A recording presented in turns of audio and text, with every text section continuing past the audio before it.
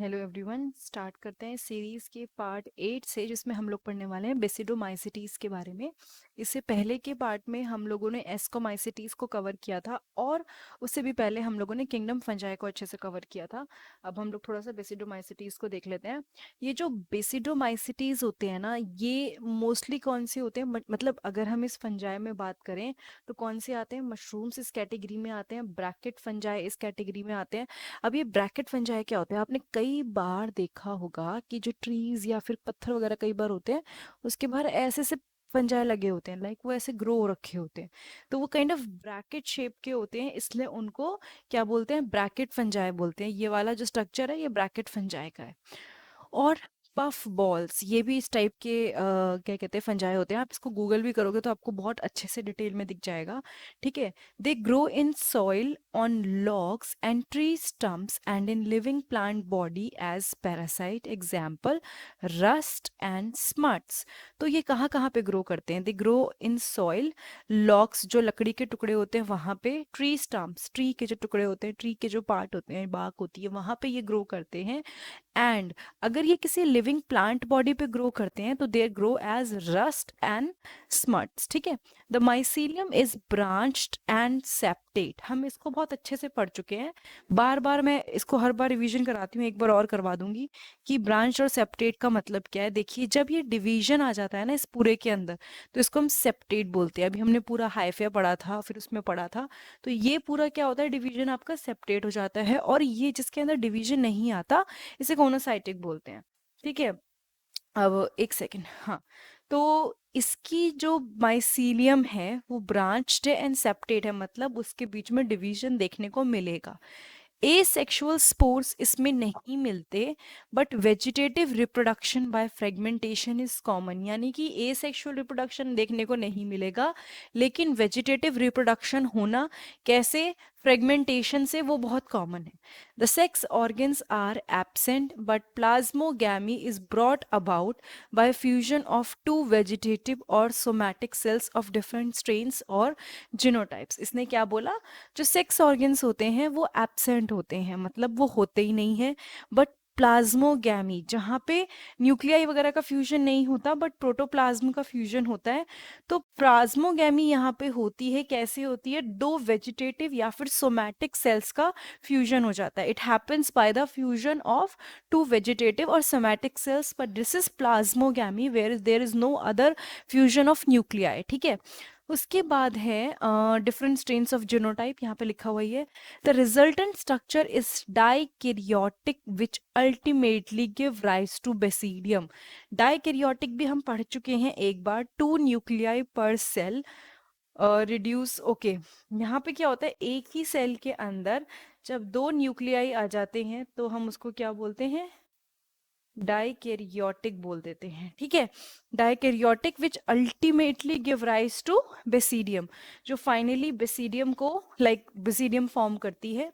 Karyogamy and meiosis take place in the basidium producing 4 basidiospores. अब ये karyogamy और meiosis, meiosis में क्या होता है? नंबर ऑफ जो क्रोमोसोम है वो रिड्यूस हो जाता है, वो बेसिडियम में होता है, जिसकी वजह से 4 बेसिडियोस्पोर्स बनते हैं। ठीक है। अगर डिटेल में पढ़ना है तो यहाँ पे भी आपको ये दिख जाएगा सब कुछ। जस्ट अ मिनट, मैं आपको बता देती हूँ कहाँ पे दिखेगा। सॉरी।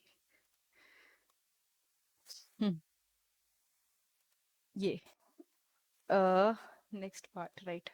यहाँ पे प्लाज्मोगैमी, कैरियोगैमी और बाकी जो भी मियोसिस है, जिसमें आपका सिंगल सेल 4 में डिवाइड हो जाता है, प्लस ये क्या होता है? रिडक्शन डिवीजन होता है। ठीक है। तो ये हमने देख लिया।